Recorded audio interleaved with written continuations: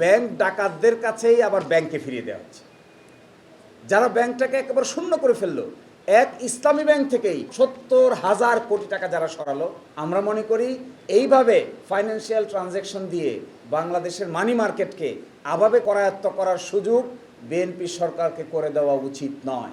Union bank, social ইসলামী bank, global ইসলামী bank, first security bank, ইসলামী bank এবং Exim bank, এই 5টা ব্যাংকে একসাথে করেছিলেন। এখন 18 কোতে এসে বলা হলো যে এই যারা অরিজিনাল মালিক ছিলেন অথবা অন্য কোনো ব্যক্তি যদি বাংলাদেশ ব্যাংকের কাছে মনে হয় সাফিসিয়েন্ট, মনে হয় সন্তুষ্ট হয়, তাহলে তাদের আগের বিষয়াদি আর তাদেরকে ফিরিয়ে দিতে পারবে।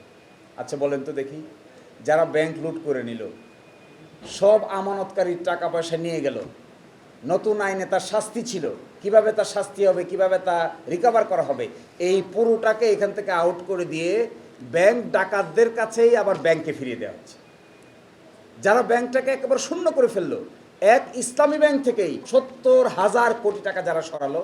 আপনারা জানেন 24টা বিকল্প কোম্পানি তৈরি করে ইসলামী ব্যাংক থেকে লোন নেওয়া হয়েছে। এই মামলাটা দেখলেই আপনারা দেখতে পাবেন, মানি লন্ডারিং কেস হয়েছে।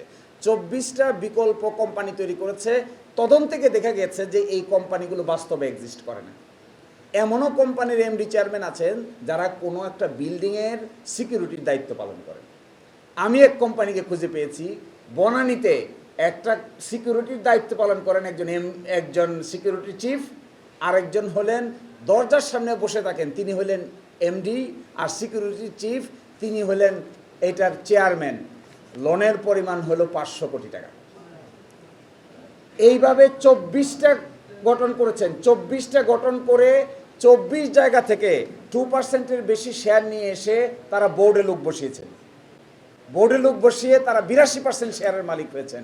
সেই এসালমের হাতে আবার সেই 5টা কোম্পানির শেয়ারকে ফিরিয়ে দেওয়া হচ্ছে।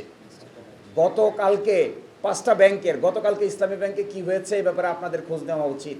আমরা মনে করি এই ব্যাংক রেজলিউশন অধ্যাদেশটা বাতিল করার পিছনে শুধুমাত্র সরকার জড়িত না, এইটার পিছনে বড় ধরনের ফাইন্যান্সিয়াল ট্রানজ্যাকশন জড়িত। আমরা মনে করি এইভাবে ফাইন্যান্সিয়াল ট্রানজ্যাকশন দিয়ে বাংলাদেশের মানি মার্কেটকে আভাবে করায়ত্ত করার সুযোগ বিএনপি সরকারকে করে দেওয়া উচিত নয়।